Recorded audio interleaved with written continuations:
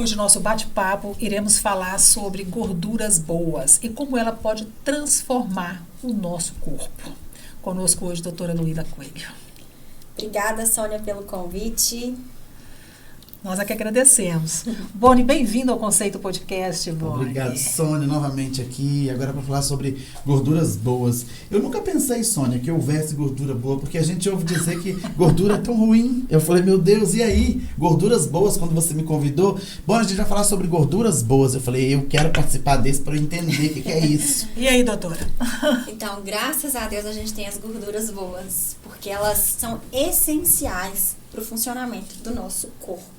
Se a gente não tem gordura no nosso corpo, a gente não consegue produzir hormônio, a gente não consegue fazer com que as nossas células funcionem, a gente não consegue fazer muita coisa, não. A gente não consegue reparar tecido, a gente não consegue fazer nada. Então, assim, a gente não consegue absorver vitaminas, porque até algumas vitaminas, elas dependem de gordura para serem absorvidas, são as lipossolúveis. Então, as gorduras, elas são essenciais para a nossa saúde. E aquelas pessoas que são inimigas da gordura, que vivem de dieta, que vivem extremamente magras? Quando eu falo de gorduras boas, a gente pensa que é essa gordura ligada ao peso. Então, vamos lá. Vamos explicar as classificações. Existem gorduras saturadas e gorduras insaturadas, certo?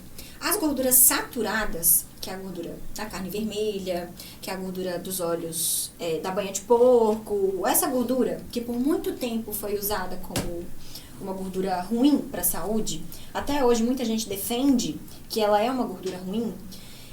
Eu discordo em partes e vou explicar para vocês por quê. Porque ela é uma gordura naturalmente presente em alguns alimentos de origem animal. E tudo que é natural, eu acho não é um achado, é uma certeza. Tudo que é presente nos alimentos naturalmente, elas fazem bem. O excesso de gordura saturada é aquela gordura que vai para o coração. Ah, Luíla, mas você não falou que a gordura saturada ela é boa? Em partes, por quê? Porque a indústria também usa a gordura saturada para produzir alimentos industrializados. Então, tem a gordura saturada industrializada e tem a gordura saturada natural. E o que é a gordura saturada e insaturada? A gordura insaturada é a gordura do abacate, das oleaginosas. É a gordura que a gente fala de gordura boa. A gordura saturada a gente chama de gordura ruim. Certo? Uhum. Então, depende... Se pôr muita gordura saturada, dá problema. Dá problema. Ela é boa em Porque é partes. aquela que aumenta o LDL, que a gente também chama de colesterol ruim e colesterol bom. Não tem os dois tipos de Agora, colesterol. esse aí eu não conhecia, não. Você nunca ouviu Pra falar? mim, todo colesterol era ruim. Não, seu corpo produz colesterol. Vou fazer uma outra analogia, vocês já devem ter percebido que eu adoro associar as coisas. Quando a gente era criança, adolescente, na escola, a gente não aprende, não tem o abacate. Você já levou o abacate pra escola pra imitar uma célula? O abacate para imitar célula? É, que você parte ele no meio assim, a semente... Não, mas ele parece uma célula. Então, aí a semente é o núcleo. A parte de fora, aquele verdinho, é a membrana. Toda a membrana das nossas células, nós temos o quê? Bilhões de células no nosso corpo, elas são constituídas de colesterol. Ou seja, se não tiver colesterol, você não vive. E aí, uma mulher não consegue se reproduzir quando o colesterol dela está muito baixo. Por quê? Porque a gente depende do colesterol para sintetizar, que é produzir hormônios e para o funcionamento das nossas células, para o nosso cérebro funcionar. 25% do colesterol produzido está na cabeça. Só que é o que o nosso corpo produz. Então, a gente entra naquela premissa de que tudo em excesso faz mal, incluindo gorduras, certo? E incluindo a ausência dela. E incluindo a ausência dela, com certeza. Tá. Então tem que ter um pouquinho. E o ômega 3 e o ômega 6? Qual que é a influência dele nas gorduras boas? O ômega 3, ele é um óleo, uma gordura maravilhosa. Eu falo assim, se você puder suplementar um suplemento o resto da vida, então é só ômega 3. Porque dificilmente a gente consegue através da alimentação. A influência dele é sistêmica, porque é relacionada a todo o nosso corpo. Então, toda gordura boa, o ômega 3, ele é um óleo, principalmente que a gente chama de anti-inflamatório. Porque ele vai barrar vários processos inflamatórios não naturais do nosso corpo. Então, se a gente puder escolher um suplemento só, a gente escolhe o ômega 3. O ômega 6, ele é mais comum na nossa alimentação. A gente consegue se alimentar de ômega 6 sem precisar de suplemento.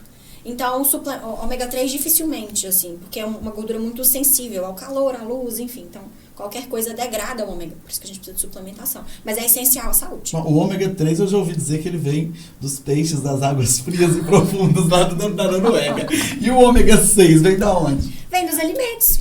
Ah, tá. Entendeu? Das Entendi. nozes. Mas esse negócio do ômega 3 vir dos peixes é uma brincadeira, mas de fato vem somente de peixe o ômega 3 ou Não. tem ômega 3 em outros tipos de alimentos? Existem ômega 3 em fontes vegetais. Por exemplo, a linhaça. A linhaça tem ômega 3. Olha. Só que é numa quantidade muito pequena. E, como eu expliquei inicialmente, ele é um óleo muito sensível ao calor e à luz. Então, a linhaça, pra gente ter o ômega 3, o óleo da linhaça, a gente deveria triturar. Só que ela oxida.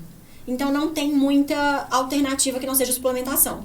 De fato, os peixes que têm ômega 3 são os peixes que ficam no fundo do mar porque não tem luz solar. Então, eles conseguem sintetizar esse óleo. Então a Araci tem razão. Araci tem razão. Ela tem razão. Araci tem total razão. Quando fala de inflamação, muitas mulheres têm aquelas celulites, né, que são as inflamações. O ômega 3 também beneficia para diluir? Não, diluir não é o termo certo que a gente usaria para essa finalidade, tá? O ômega 3, ele ajuda a combater a inflamação sistêmica no nosso corpo. Quando eu falo sistêmica, eu falo em relação da ponta da cabeça à ponta dos pés.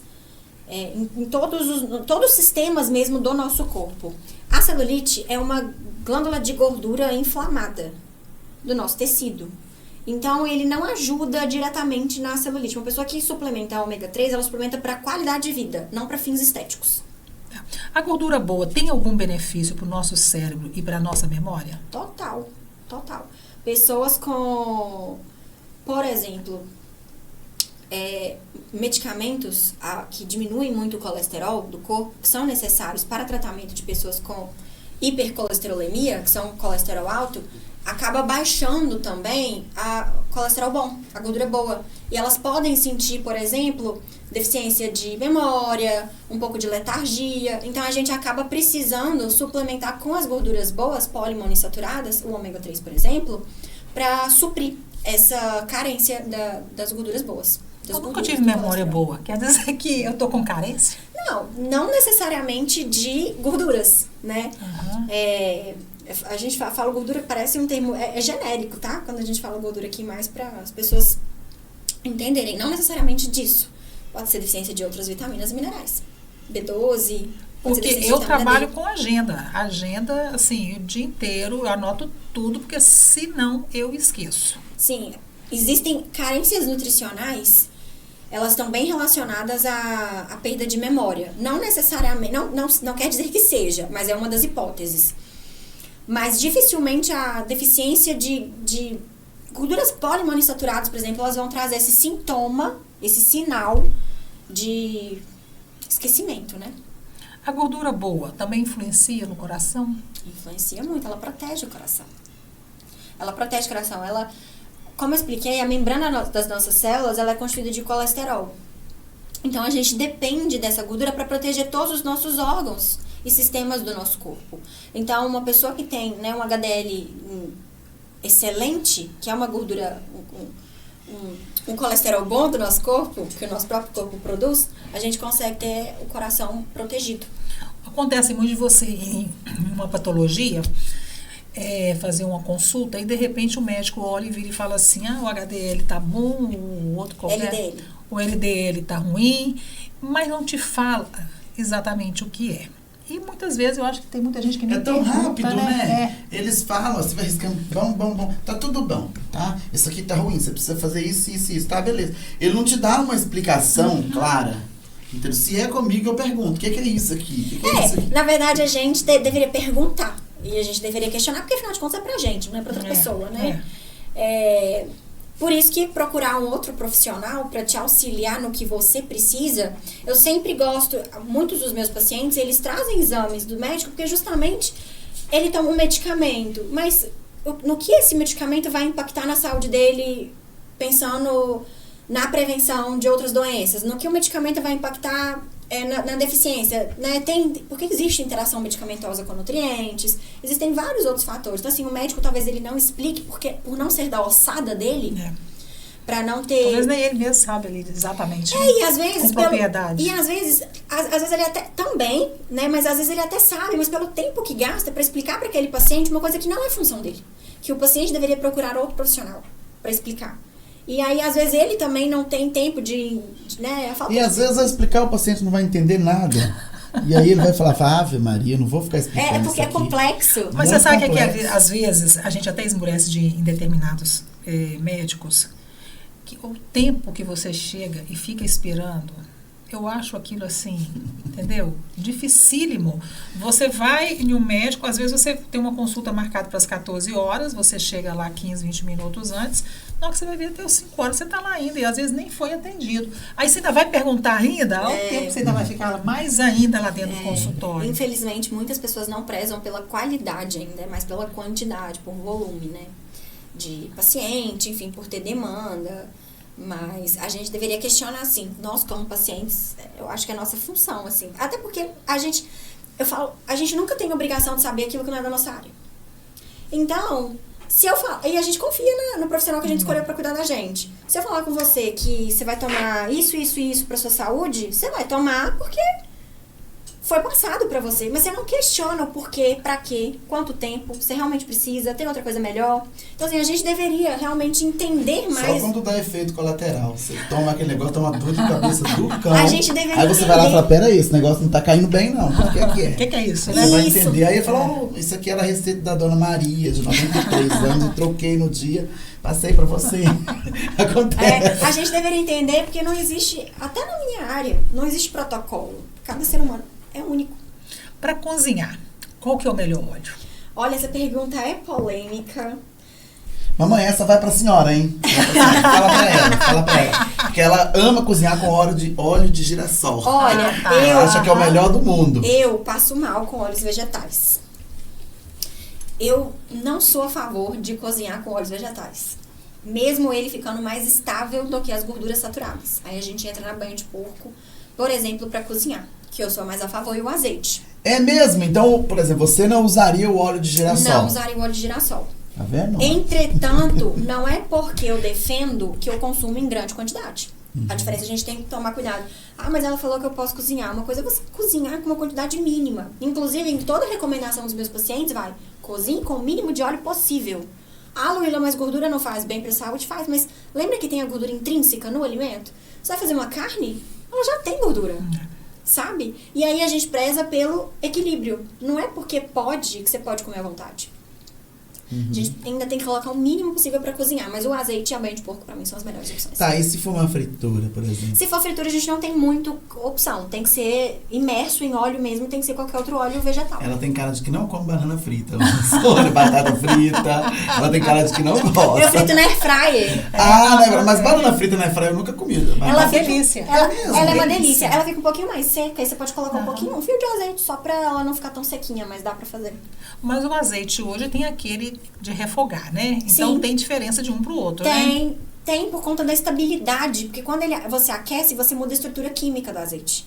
Então, o pra cozinhar, o da outra corzinha da embalagem, ele é mais estável. Mas ainda assim é a melhor opção. A gente não deveria esquentar, né? A gente deveria consumir o azeite cru. Mas ainda é a melhor opção do que os As gorduras vegetais. boas também ajudam também a emagrecer ou não? Ajuda. Dependendo da estratégia alimentar que a gente usa, ajuda sim. Algumas estratégias alimentares a gente inclusive prioriza a gordura.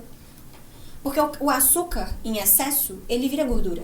Certo? Tanto é que se você come muito, muito, muito doce, come muito mais do que gasta, o seu corpo vai armazenar isso como? Em tecido adiposo como gordura, certo? Então, a gordura boa, quando bem utilizada, quando bem administrada, ela pode te ajudar. Pode não, ajuda muito.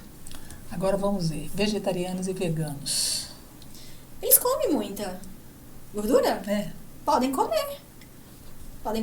Faz parte do cardápio deles, né? Muitas oleaginosas. Infelizmente, a gente fala de vegetariano e vegano, não sei se vocês associam sempre a um estilo de vida saudável. Sim. Mas não é. Eu tô cansada de atender vegetarianos e veganos que comem batata frita e macarrão com arroz. Às vezes a pessoa é, por exemplo, vegetariana, ela não come carne, não é isso? Existem... Porque tem as diferenciações. A gente às vezes classificações. Até eu me confundo às vezes. Às vezes ela é porque ela não quer comer carne porque ela é em defesa do animal. Entendeu? Por causa disso. Às vezes nem é porque ela quer uma vida natural. Às vezes é porque ela age daquela maneira para defender o animal, porque ela é contra a morte do animal. Existem vários tipos. Hoje em dia são muitas vertentes. Eu confesso que até eu fico um pouco confusa. Tem aqueles que não comem carne, mas comem ovos. Tem os que não comem carne por conta do animal. Tem os que não comem carne por conta do impacto no meio ambiente.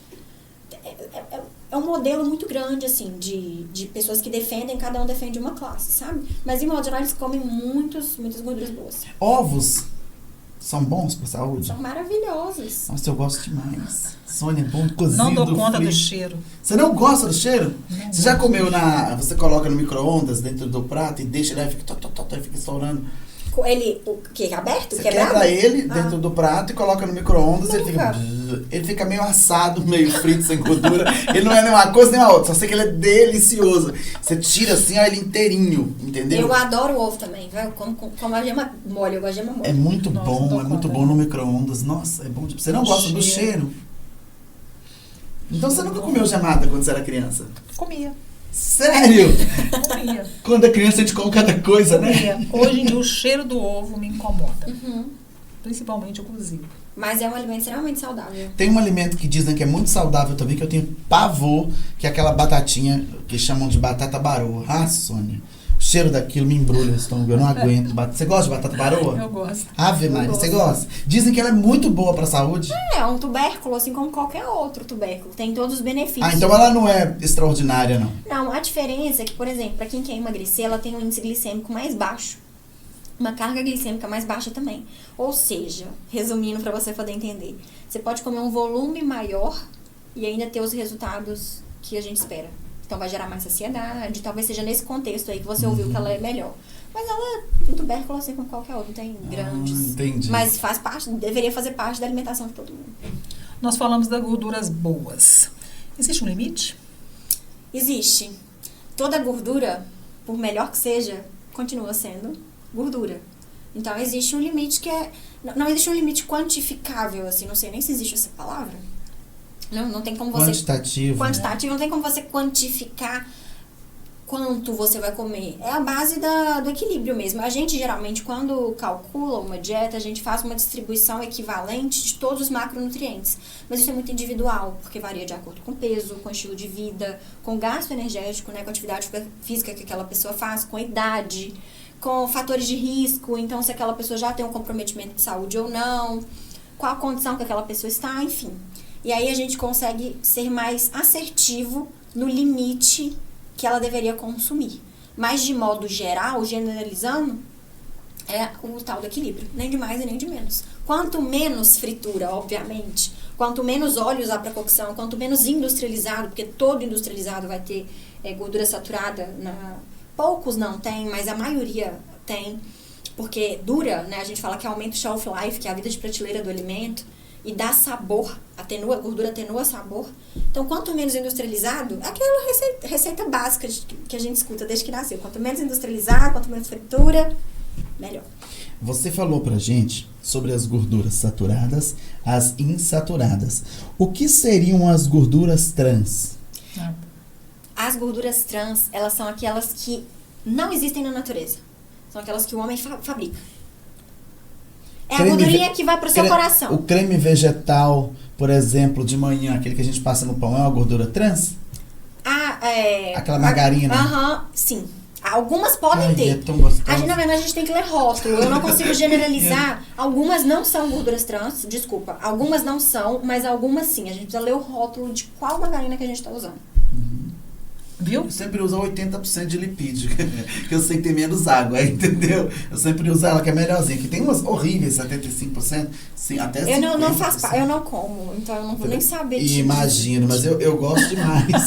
Eu imagino que você não coma, mas eu adoro margarina. Mais aí que eu prefiro a manteiga. Não, eu gosto de manteiga. Você prefere a manteiga? Prefiro porque a manteiga é uma gordura naturalmente presente nos alimentos. Manteiga é a gordura do leite. Mais saborosa. É, melhor. Mais dura pra tirar também da vasilha, né? Pra quem come com pressa, como você estava dizendo, é uma luta. Doutora Luíla, muito obrigada. Eu que agradeço. Pela sua participação. Prometo que na próxima vinda sua ao podcast, eu e o Boni vamos fazer um regime, né? Até lá chegarmos aqui mais comprometido com a nossa saúde, hein, Boni? Contem comigo. O regime eu não prometo não, mas talvez uma dieta. Regime é demais pra mim, dá não. Muito obrigada, doutora. Eu que agradeço. Boni, mais uma vez. Obrigado. Você é sempre muito bem-vindo aqui, viu, Boni? Obrigado. Até mais, gente. Conceito Podcast. Se inscreva em nosso canal.